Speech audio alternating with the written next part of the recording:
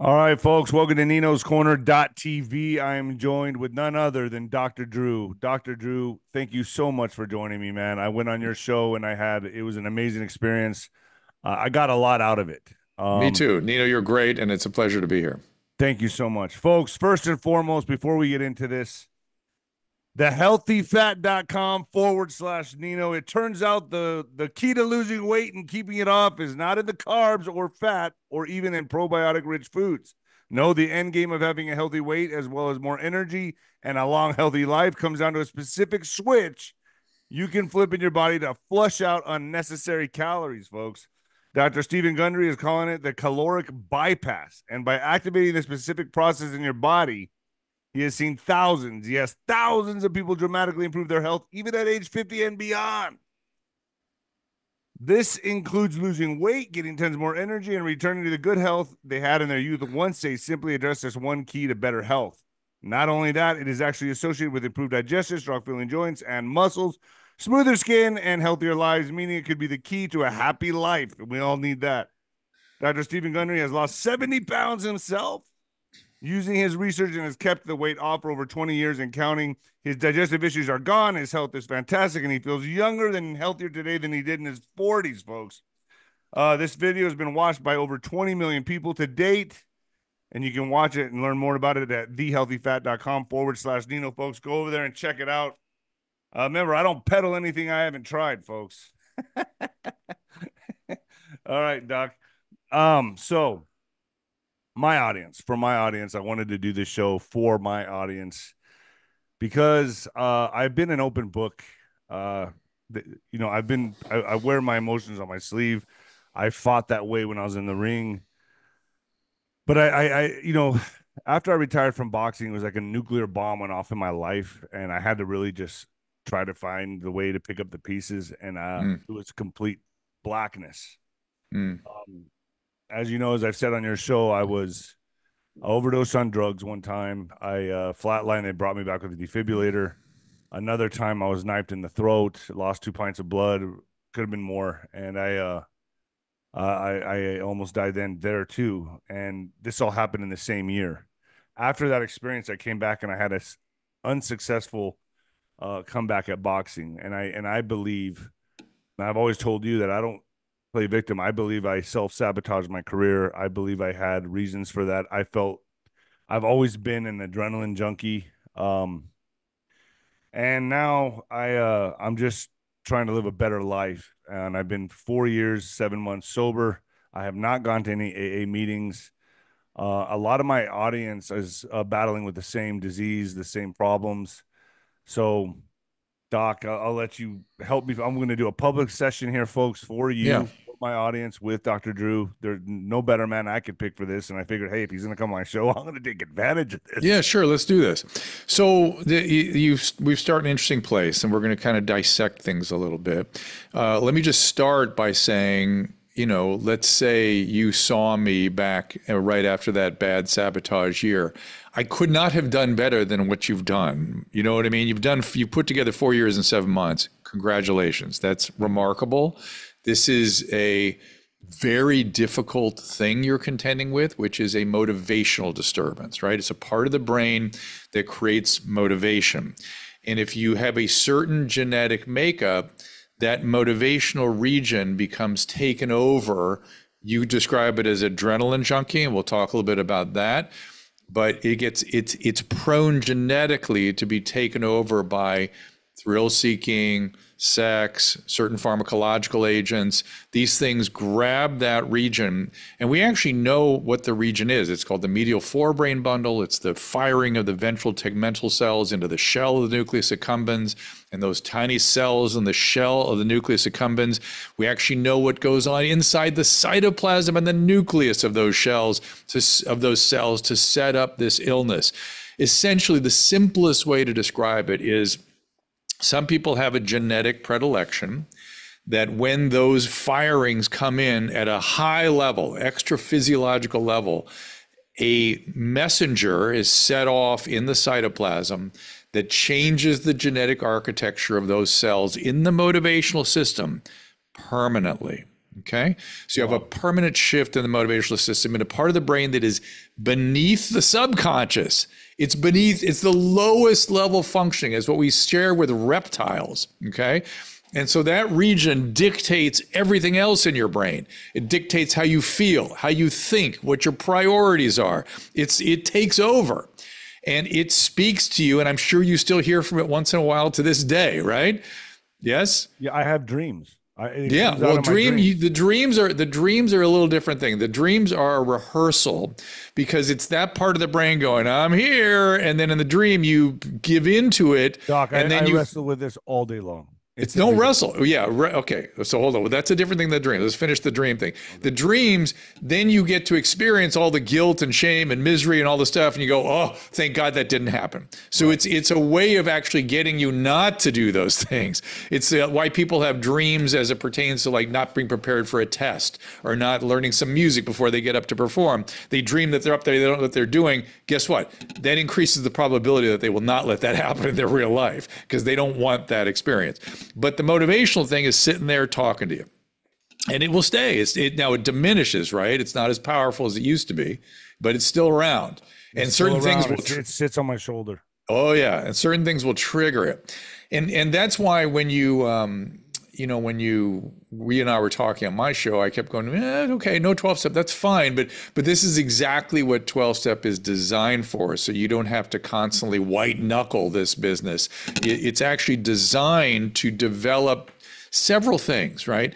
Develop a fellowship, right? So you can call upon somebody when that thing really starts talking to you like, hey man, I'm thinking, here's what I'm thinking. Because thinking becomes the problem. Thinking is the enemy, right? I think it's a good idea to go visit my friend. Oh, and you could call someone in the program and they'll go, your friend, that's the guy who used to sell you dope. What are you doing? Can I just say that's what I've done to get an adrenaline rush? I've gone and seen my friends at the bars that are still drinking and I go to test myself and I get a little bit of a spike, a little bit of a butterfly feeling like, okay, this is something I'm testing myself.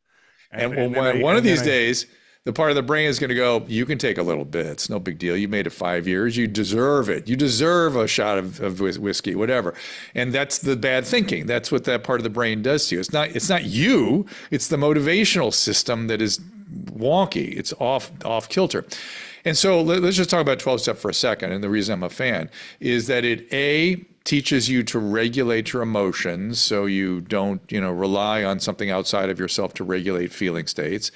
It helps you fill the void, whatever that void is, whether it was childhood trauma or toxic shame or guilt or whatever it might be. A connected program with other people who struggle with the same thing and some sort of spirituality helps reduce that experience, that burden. And then helping other people, being of service to other people is really, which I think you do already, right? You're very involved with that. And that tends to be very important to help to decrease that voice. When I was at my lowest of lows, the only thing I knew to do, I went to go feed the homeless. And then I started talking to bullied kids in schools because I was bullied as a kid. So I took upon myself to, no matter how bad I felt, even if I smelled like a liquor cabinet, I still showed up 2 or 3 times a week to different schools in the El Paso region. And I spoke to the alternative classes. I went to detention centers. I went to schools and just talked to the kids, about bullying, about my experiences. Yeah, it's great. And you said feeding the homeless, which is also great. But the one thing I want to emphasize, and I'm sure you've had this experience already, what humans really enrich themselves from, what nourishes humans is one human helping another, not a group, not standing in front of people, not saving the world, one to one. That is what really fills us. And that's why, again, in the program, people treat, one at a time. One person goes out and helps another person because somebody helped them as much as anything else. Now, so that's why those things are in place. There are many other ways to do this. You can ask me anything on here. Yeah, of course. I will. Don't worry. Oh, go ahead. Okay. So I just want to get the 12-step things kind of out of the way so people, understand what I'm why I'm enthusiast, and it's free and it's available all the time. And now with Zoom, you can do it 24/7. It's so crazy to me that there's this thing that works that's as effective or maybe more than any professionally managed service, and it's free. And people want to criticize that. It's like, okay, don't do it, but don't criticize it. That's fine. It's so weird to me. That's a medical intervention that stands up to scrutiny. I have a problem showing up. I don't, when I'm around a large group of people, I kind of just, I guess it's from the boxing days or something. Like I don't know what it is. I get some kind of weird feeling where I get anxiety. Sure. Listen, I have the same thing. I get it. And I don't like crowds. I don't like, I have to be, if I'm in a group, I have to have a purpose or I start feeling anxious. And, but again, you go to Zoom and don't turn your camera on. Don't put your name in there. Just go to Zoom and sit and listen to what people say. And that's another piece of it, is hearing the stories and being reminded of this condition that you have, that in all its manifestations and where it can go. And there'll be a lot of stuff you can relate to. But let's get to the adrenaline junkie piece. So that is something that everybody with these motivational disturbances have, which is this, what they will call adrenaline junkie, okay? I think it's a little more complicated than that. And let me even dial this back to evolution, okay? So if this motivational disturbance or this proneness to develop the motivational disturbance, let's be clear. This is a genetic setup, right? It's a gene or a series of genes that you inherit. Now, genes aren't destiny, but if you have childhood trauma or you have excess stress, even in adulthood, or you're a truck driver and trying to drive at night and get some methamphetamine going to try to get through your job. I mean, these are all things that people that trigger this genetic thing into a more problematic motivational disturbance. But where does this gene come from? And the question then becomes, well, if this gene is so destructive, and certainly since as long as we have had distilled alcohol spirits, alcoholism has been around, why doesn't the gene for alcoholism, this consistently chronic illness that really makes people die very young, why doesn't that thing burn out of the human genome? Why is it still with us? Why has it been with us? It stronger, doesn't it? Well, what do you think? When you think about now, so one thing we look at when we try to understand evolution, we try to look at isolated populations, right? So let's, somebody on an island, and that's why Darwin was able to make his observations. He was looking at the Galapagos Islands and watching these isolated animals evolve over time. So humans, it's the same thing. So you can look at isolated populations of humans that stay in a spot for a long period of time. A great example of that is Scotland and northern England, right? Or the Aboriginals, right? Aboriginals, or certain parts of Central Europe, or Native Americans. So there's a lot of people that sort of fit that. But the Scottish, I'll tell you why the Scottish particularly interested me. Well, the reason they really interested me, I guess, is because I was watching the movie Braveheart, and if you're watching carefully, they make a point of this thing I'm about to say. I don't know if they know they're doing it, but I noticed it. I went, oh, that's it. That's why the gene is still here, and that is that in northern England and Scotland, the English Empire came in there multiple generations with military assaults and genocide. Multiple generations, hundreds and hundreds of years of extreme violence. And as the people that survived in those extraordinary circumstances have a very high genetic burden for this condition. So literally, and I found this to be true throughout the globe, literally what this gene is a gene for survival. It's, if you really follow the logic, it's a more evolved form of the human being. In circumstances of military genocidal assaults, the people with alcoholism survive. And I started examining that, and you'll appreciate this. I'll even ask you these questions.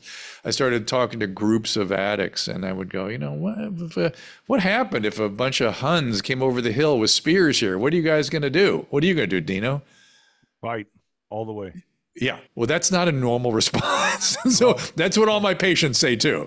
And then they go, I go at them. I grab a chair, I go. And I thought, oh my God, that is so not my instinct. My instinct is to run. Really? And yeah. And so evidently, in these extreme circumstances, standing and fighting, you're more likely to survive than if you run. Okay. Now, it might be a small percentage, but it's enough to push the gene through. And if you look at what it does now, this adrenaline junkie thing, you guys make amazing shortstops, amazing extreme athletes, amazing fighter pilots, all these extraordinary circumstances. And when you're in, you tell me, Nino, in these extreme circumstances, what happens to you? What do you experience? I get turned on. It's like turned on, you get high, yeah, and what else happens? High. Yeah, and what else happens? And I perform. I'm do you get this? For sure. This is part of the whole thing. But what I've noticed and what people have reported to me, and maybe you don't experience this, but what I hear a lot from patients is everything slows down. And you can make really careful choices because for you, everything's happening sort of in slow motion. And maybe for the first time in your adult life, your anxiety goes away. Gone. I'm at peace. There it is. That's the setup. Peace. I'm at peace at the bar. When I was fighting and I was in the middle of the fight, I was like, why does it feel so quiet? Why am I at peace when I'm hitting the bag, when I'm hitting the mitts? Why am I so at peace? What like the turmoil goes away that's fighting in my soul, like the turbulent waters that are just crashing just go away. Okay, so that's that. Okay, that's that side, right? And that becomes a condition, and it can evolve, and it can really take over, and it sometimes has to be treated. Sometimes people cannot do it alone. And there's, again, various ways to do it, and that's up to individuals and what they feel they can access. But now we got to look at what's the turmoil, what's going on, what is all that, where did that come from? When you think about that, what's the source of that? Childhood. Yeah. And that's the second problem, right? So as I always say it, the rocket fuel for addiction is childhood trauma. Or the insane, even 𝗵𝗶𝗶𝗹 always says that he thinks it's the inciting cause. There are many other things that happen to people, but it's certainly, what I always also say is if you have bad enough addiction problem that you need to see me, there's 100% probability you had childhood trauma. Yeah. Now, not all addiction is caused by that, but the kinds of really severe stuff I would see always. And by the way, usually not one form, multiple forms: abandonment, neglect, physical abuse, sexual abuse, God knows, and that's unfortunately was rather common in the 70s, 80s, and 90s, much to our, and I really believe that's the health problem of our time. Can I tell you why I believe that what you just said is true? Is because in the 70s, 80s, and 90s, kids were being able to, there was no fear of the stranger. You were able to just go outside until the lights came on, and then you'd come home, and I'd be out in the neighborhood, all going just wherever I wanted to. By the time I was 5, 6 years old, I would be outside in the neighborhood with other kids. Yeah, there was a lot of craziness on top of that, which was we went through this sexual revolution in the 70s, and hey, man, whatever you're into, and kids are just little adults. They're just little adults. They're little sexual beings, whatever they're into, man. It's like, what the fuck are we doing? It's like, are you effing kidding me? And I was seeing the consequences of all this. I couldn't believe it. And there was a lot of physical abuse of kids because, hey, it helped me. I needed it. It disciplined me. The word discipline became a code for physical abuse with an object, not just with a hand, but with holding something. And that shatters the brain's ability to regulate. So this is that phenomenon of trauma. Okay. Do you want to ask any more questions about it? Because I have a whole thing about what that is and how that biology works. Yeah, I think the fight or flight thing, I don't know if that was actually, when I was a kid and I was picked on, I was always running from the bullies. So I was choosing to run, as a child. But then one day I said I had enough, and then I chose to fight, and then I realized that was the answer. So I don't know if I was always genetically or predisposed to wanting to fight. I was running at first. I don't know if that makes sense. Oh, no, this is all about fight or flight and freeze. It's all about that. This is the whole thing. There was one, and I'll say this, and I'll just give a little insight on this. There was when I was, my earliest memories was when, and I'll be open about this, that I feel comfortable with being open about. Sure. Is sure. When I was 4 4 years old. My earliest memories was I would sleep in my room by myself, and there was a window over my bed, and we had a neighbor that was mentally she was crazy. She was very sick in the head, and I would hear her. It was rocks outside my window, and I would hear the footsteps of the rocks, and she'd come to my window and knock on it in the middle of the night, and she would tell me what she was going to do to me. Ooh. Like very bad stuff, right? Like, was it physically abusive stuff, or sexually abusive stuff, or all of it? Murder me, and oh my God! I was 4 years old listening to this through the window. Wow! Just a curtain separating us, and I would freeze in my bed. Okay, and there'd be times. Yeah. Freeze response. Freeze response is the problem. See, the running and the fighting is actually kind of adaptive. The freeze is the one that is so problematic for kids, because it is, again, back to our reptilian history. The way the brain developed, it wasn't like we developed new adaptive mechanisms like our wonderful cortex and things. We built on top of old systems, okay? So we all have reptilian pieces left behind in our brain. And so we have conscious things. We think about what we're going to do. Are we going to fight? Are we going to flee? We have, initially, when we're faced with a threat, a more evolved thing than freeze is flight. Okay, we fight and flight. Those are things that are rather evolved. And then we have things we share with reptiles. If you scare a reptile, what do? They freeze. They freeze in place. Right.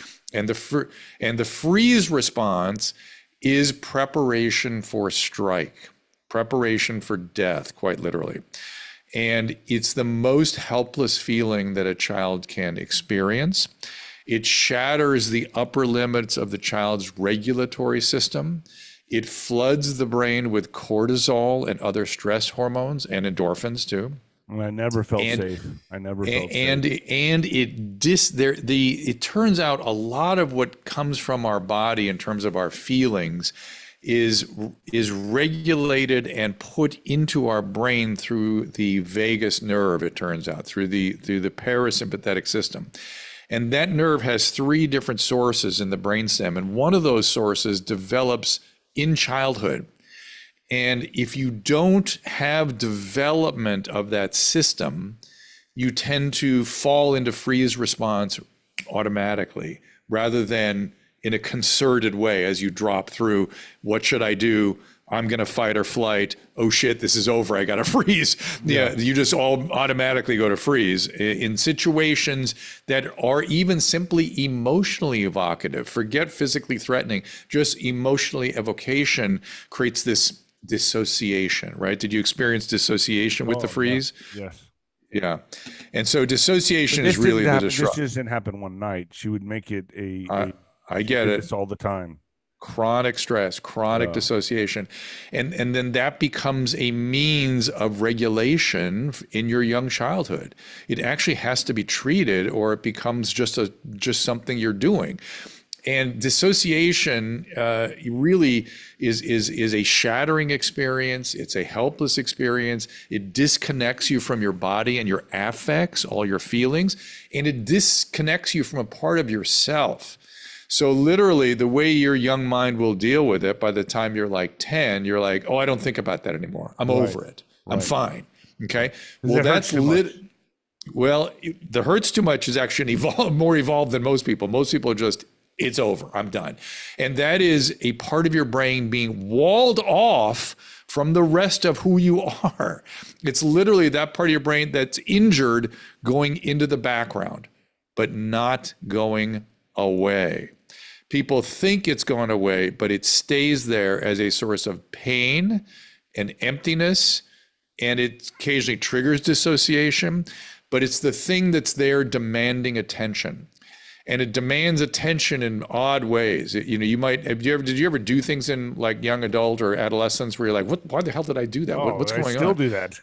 What do you mean? I'm still doing that. That's that part of your brain wanting it to express itself. It's saying, I need you. I need some help. I need to connect to the world. And in fact, what you need to do is to connect with that part of yourself and reintegrate it with the rest of your regulatory system and who you are. And that's, we do things like EMDR and other things, and relationships, just having close relationships. Again, that's why I'm a fan of 12-step. The 4th and 5th steps are designed to help with some of this stuff. And sometimes you'll need very specific kinds of trauma therapies, to kind of get, because that your brain won't go there. Your brain doesn't naturally get the access without highly specialized training. That's why people try things like, hallucinogens and all these other things to try to get access to that stuff. And sometimes it works, but I worry about the downstream consequences of those sorts of things. I'm a big fan of EMDR. I've done hallucinogens. I've done all kinds of psychedelics. I think, I don't know if there's any relation to it, but when I was doing it pretty heavy the prior year, but 2019, that 2020 is when I quit drinking. So I don't know if that had anything to do with it. It might have reduced some of the drive a little bit. There's all kinds of funny biologies going on that we're trying to help people with. How do you make sobriety possible is really the way we think about it. What's that? It made me realize there's more out there that is unseen that we cannot see. Like the veil was lifted, and I got to peek. DMT, the psychedelic. I got to peek into a reality, almost like I ripped through the fabric of the universe and saw the cosmic math. Yeah, and it's very inspiring to me, and I thought, wow, like there's more to this matrix. Yeah, and so one of the keys to recovering, however you conceive of it, is getting outside of yourself. Right? What do we say? There's something bigger than yourself, a higher power or something, and then that's what you're talking about. And the genetics of what you have and the injury that you had in childhood makes you you're in pain. So you're very self-preoccupied. You also are constantly on alert and want to be in control of your environment. Awesome. And that's no bueno. Yeah. And in the way my patients describe it, they'll say, hey, I feel like a piece of shit around which the whole world revolves. And so, or that I'm carrying the world on my shoulders, that kind of thing. Don't you think I'm taking the first big step into saying that, hey, I'm not going to play victim. I want to find out more about myself, because my instincts is to fight this or understand it, because I really do feel like this whole reality is like a matrix to be navigated through like a Jedi. I just want to be a Jedi of myself. I want to know myself. I want to beat my demons, and I don't want to blame. I know not to blame anybody. When I get in the ring, it's just me and that guy. And that's it. And whatever mistakes I made, whatever I did, I would have to take full blame. That's why I hated team sports, because I wanted to be the only guy in there with the victory or the loss. And I feel like that in my own life. And I feel like if I don't blame anybody for knifing me in the throat. I don't blame the drug overdose was my fault. I was with those type of people. I was doing that stuff. And so I don't want to blame anybody else. I want to take full responsibility for my actions and beat those demons so I can move on. You're well underway, obviously, right? I like I said, I could not have done better than what you've done. Okay, I have this kind of idea of something I call full recovery. Like you want a full recovery. You want to go all the way. You want to be sort of, fully present. And my sense is, I don't know you very well, okay, but I know your history and we've talked a little bit. My sense is you're going to need a little bit of help. Yeah. And I know that's probably hard for you, asking for help. That's not part of your plan. Go ahead. So right now, my mother's in ICU. My dad had seizures last month. Yeah. My dad's 89, my mom's 84, and it looks like it's going that direction, and I don't want it to trigger me. You can't let it, and you have to feel the grief. And humans will do anything not to feel grief. And remember, you're already carrying around a big dose of pain, man. And it sort of tops you off in a way that you have to be very careful. You can be with it. You can tolerate it. You may need some outlets. You may need to go, hit a lot of bags, right? That's okay. I hit a bag in 10 years. Well, maybe it's time to do something, whatever that is for you, whatever that is, something. But listen, I know you don't like the whole 12-step thing, but have you ever involved yourself in organized religion in any way? I was an altar boy. I was a Catholic. I still am a huge believer in Christ. So that's the only thing keeping me strong. I got a feeling, and I almost have no business saying this, but I kind of know this condition so well. I get feelings, and almost like I'm getting messages from the patients, and you're sending me a message which is that somehow something there would help you. Something more, some spiritual connection to your church or to a clergy or to I need to a go to ritual or church. something. Yeah, Yeah. I need to go to church more. I'm looking to get baptized again. I am a big believer. Like I said, I do believe in. I feel I'm connected to the spirit realm. Why don't you do that? Why don't you really do that? Because boy, no, there will be no more bigger challenges than what you're about to go through, losing your parents and stuff. Yeah. And having putting that in the context and meaning, it's going to be very, very important. And connecting to something outside yourself in charge of this is the only way you get through it, really. I agree with you. Like I said, I do pray every day, all day long. Like I'm always talking to God, and but I do, this is definitely the biggest challenge of my life. What I'm going through right now. I mean, it's coming up, and I see it happening. My mom and her dementia, she has pneumonia, she has blood clots. I mean, the whole thing, man. And I see where this is going. And then my dad was just in the hospital last month for seizures, so it's like I'm double whammy. Like how old is now? She sounds like 84. You're kind of yeah, and they're both in their 80s. My dad's 89. Okay, so for a man to live to 90 is sort of extraordinary. Okay, yeah. And there's a certain, and again, you have to get very philosophical about this. It hurts, and you have to have grief. But every time I heard, I would deaden it with something. Yeah, don't do that. Don't do that. I mean, that's why you have to. That's why you need to.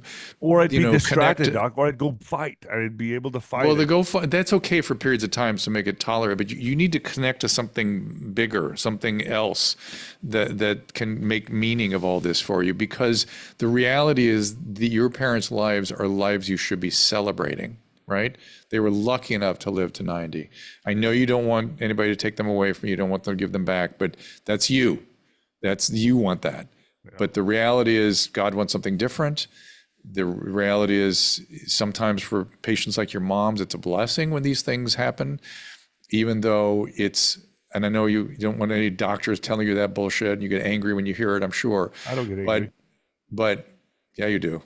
No, it's okay to get angry. It's sad. It's okay. It's sad, Yeah, it's sad, and you should get angry. It makes me angry. Grief makes me angry. I get pissed. Well, yeah, that when I had to go, when the ambulance came and got her, she was laying on the floor. I was fucking mad. Yeah. Okay. Good. Yeah, so good. Yeah, that's fine. But these things. This is not our plan. It's something outside of us, and these are lives. I imagine they've had good lives, the two of them. Oh yeah. Great. Yeah, you can celebrate that.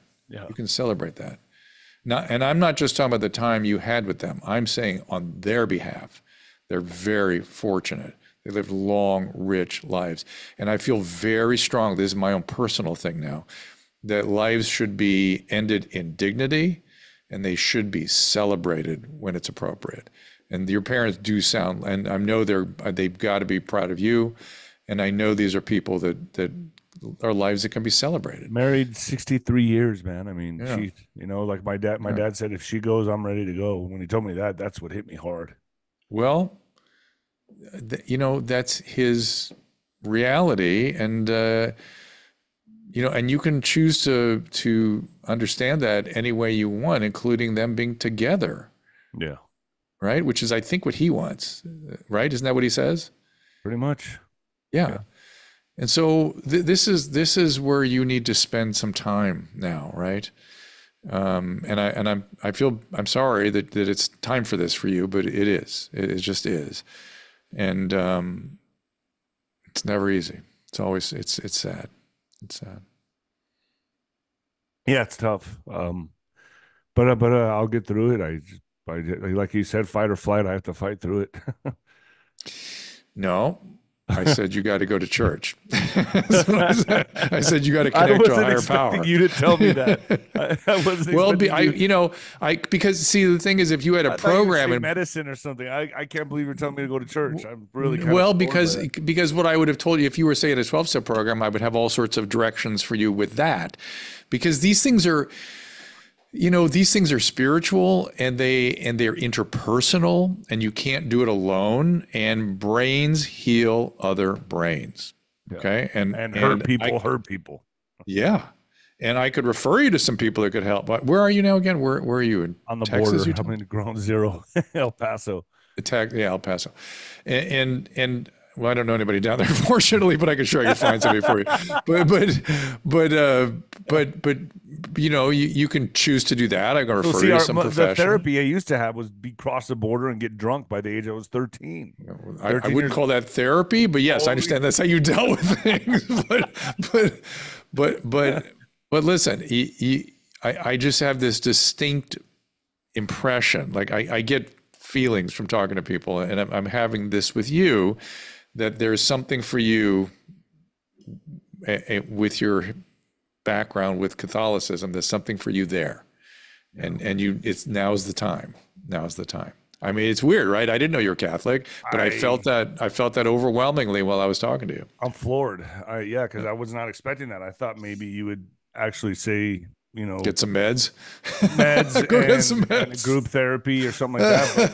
Well, yeah, that's an option. Yeah, but right, there's something you can do right now on your own. That just shows me what a good doctor you are. Like seriously, like you were able to analyze me like that, and I'm very strong spiritually, and I think that's what's getting me through. I do believe in a higher power, so that is what's helping me through this. But the fact that I'm sure were able to focus in on that, because I really thought that I was going to come off here and be like, man, I guess I have to try some kind of to go to AA and medicine or something. But well, I mean, 12-step would help you, but I mean, you have a kind of an emergency need right now. I feel like you have a setup right there with your history with the church, and it might speak to you. It might be the thing, you know, everyone has their own route through these things. I couldn't do that. That's not me. I'm different that way.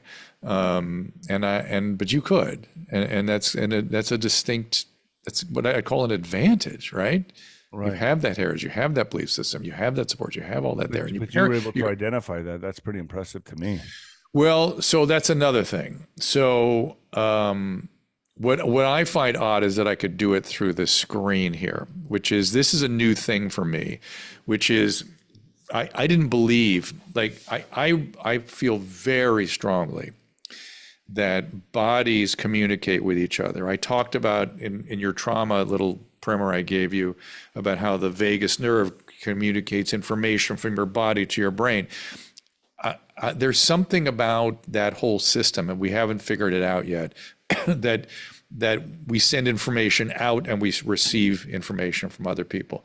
We used to call it sort of subconscious connection, and there's all, you know, and people talk about Jung used to talk about a common spirit, and so I don't know what the hell it is, but there's something that gets communicated between people and between bodies in space that is ineffable, it's nonverbal, for me, when I am getting something from someone, it creates sort of images and thoughts and smells and sounds sometimes even, and feelings in my body it's almost like a psychic, like intuition. It is 100% what I think psychics use to do some of the stuff they do, but I had a lot of therapy, and as a patient, I had a highly attuned therapist that sat and tuned to me for hundreds of hours on the couch, and it created an instrument in me where I was aware that I could hear stuff from other people, and so when I'm with patients, I often am able to hear things, see things. You've gone through therapy yourself, and that's yeah, lots and lots. I had a emotionally abusive mom and a sort of a narcissistic dad, so I had a lot of stuff, and I was disconnected from my emotions. I was cut off, you know, from stuff, and got back reconnected, and still have tons of. I can always do more work, but I was aware that it was affecting my ability to be effective for patients, and so that's really what really motivated me to go in, and it did exactly what I hoped it would do, beyond what I thought it could do in terms of being effective. Can I ask you, does it help you with obviously it helps you with your practice today. Do you still receive therapy? I mean, are you still one to do therapy? Is this something you feel like you need to do all the time, or? I don't do that kind of therapy anymore. There are mental health things that come up with me and my family and my relationships and things that I will get help for. For me to do therapy doesn't, whenever these things come up, I always go, I've had so much therapy, I don't know what I would do in therapy anymore. So I tend not to get that kind of therapy anymore. But I've always threatened to go into psychoanalysis as a patient. That interests me. It's a whole different thing. It's a whole different deal. Can I ask Yeah. you? Well, I've talked to a lot of people that are I think they're doing ketamine therapy, and Yeah. Yeah. I'm not a big fan of that. Me Yeah. personally, but what I found happens is they do ketamine and then they go do it off the black. When they stop doing it, they go find it on the black market and Right. they start self-medicating. Yeah. What's your thoughts on And the well, ketamine? that's what killed what's his name from Friends, right? Oh yeah, yeah. Yeah. So here's what I've seen. So ketamine is there's two uses of ketamine right now. The actual what's been shown in scientific literature to be somewhat useful is for the treatment of resistant depression. People who have been treated with everything else and it didn't work, 6 very deep ketamine comas essentially do seem to help those patients with resistant depression, okay? They're using it for guided therapeutics also for trauma treatments. I'm not convinced. All right. Okay, maybe. I'm not sure. So there's that and there's that. The problem is they're using it in people who have a history of addiction. And when I first started watching that, I thought, well, this is probably going to trigger people because any exposure to these chemicals reawakens that motivational biology we were talking about at the very beginning of our talk together here, right? And I saw them use it on a number of addicts, and these were appropriately selected recalcitrant depressions, but they also had a history of drug addiction, and it really helped their depression. And I thought, oh, well, maybe this is going to be it. As this time has gone on, these are people with long-term sobriety. They all relapsed, every single one of them. Wow. So I do not think this is appropriate for people with drug addiction. It's just not good. Go take ECT or something else. Not good. So the answer is no for people with addiction, and you've seen it yourself.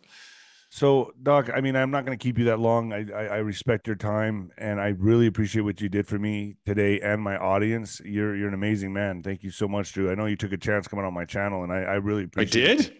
I did? I hate when people say stuff like that to me. I'm like, what? Man, what? This is a free country, I thought. 2 seconds ago, it was a free country. I'm pretty opinionated. I'm pretty crazy, but I want to talk about one last thing, and that's your wellness company, because I took a look at it. And what is this? Yeah. You know, it's cheaper than insurance, but I do want to talk about this. And do they get, if they sign up for this, it's what, $99 a year? And so that's the full sort of. I'm actually interested in this, so I would like to know. Well, more about here's it. what I advise you to do. Look, the main thing we are doing that gives you access to all kinds of stuff that we have. That's if you really want to be in with the wellness company. Yes, please subscribe. But my emphasis is on this, something I call rational readiness. As you and I spoke about, I think when you were on my show, I can't get over what our government did to us during COVID, and the world's government. I cannot get over it. Right. Not only can I not get over that, I can't get over the way my profession behaved during this. Correct. And I've spent most of my career trying to protect the patient-physician relationship. It's been adulterated by regulators and insurance companies and hospital administrators, and now we've lost. It's clear to me we have lost the ability to control our relationship with our patients. So my plan is to put things in the hands of the patients. It's like I said earlier, that's why I'm a fan of 𝗬𝗏. It's free, it's available, it's all the time. You go do it. It's on you. And same thing with wellness company. We have kits that are there to make you rationally ready. So when my patients travel, I put together travel kits for them. Well, we put Tamiflu. If they actually do screw with the bird flu, if they actually do adulterate it with gain of function, you need to be ready. So we put Tamiflu in our kits. Wow. And there's antibiotics. And it's all backed up by telehealth supervision and a handbook. And so it's giving this to the patients. And the telehealth is very good if you need backup from a physician. We have people in all 50 states. So it's really about medical freedom, frankly. And if we keep going the direction I want us to go, I will eventually be able to offer things like insurance and things like that. So we want to be inclusive to be able to empower people to take care of their healthcare. I watched a video today. I was on Instagram screwing around, and I saw a physician going, "Oh no, it's all." What did she say? It really disturbed me. She was essentially saying you can't. Oh, she was saying, you know, she was saying the moment you're in system, you're being indoctrinated in this system, and it's lying to you. And I thought, God, we've gotten to that point, have we? Yeah. Where just being able to, you can't go to a doctor without worrying that you're being taken advantage of. I really am. It's terrible. It's terrible. And so I want to put it all in your hands. I want you to use it and to be open. And the one thing I liked about what that woman was saying, though, was she was opening the door to lots of other ideas. And it's made me more interested in supplements and health and fitness and exercise and diet. And you know what? We're doing a terrible job of that as a country. Terrible. And if I'm really worried about people's health, I should be trying to figure out ways to get them off the couch and exercising. That's why I got involved with the 𝗕𝗏𝗏 guys, because it's a cost-effective way to do that. So I'm doing all these things that are sort of sort of surprising to me. I was just a doctor working every day doing my thing. And I had this extraordinary experience where I ended up running a drug treatment program, which I didn't expect. And then all of a sudden the world blew up around me. And I'm trying to contend with that and trying to create services that put things, again, back in your hands in a cost-effective way.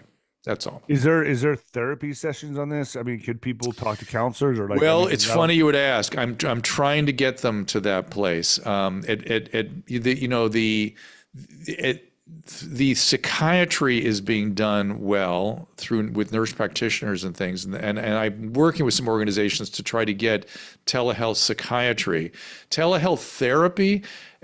Just what happened to us today, I would not have believed 2 years ago could happen, right? I thought that could only happen in a room when two bodies are in proximity, that I could hear these things.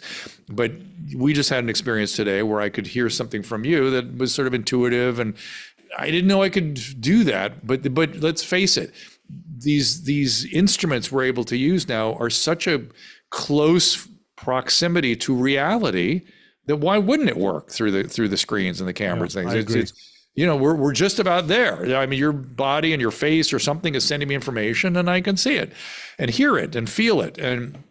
And so, yes, there will be therapeutics one day. I don't know exactly what that's going to look like, but it's one of the things I want to do. So in the meantime, you go to your friends at your clergy, you go to your friends down the street at St. Sophia or whatever the name of the church is. I hope my audience benefited from this. I really put myself out there for them to benefit off this. I needed this.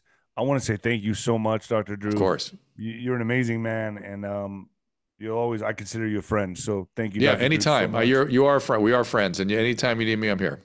You got it. Thank you so much. All right, man. God bless you, and take care of yourself. Thanks.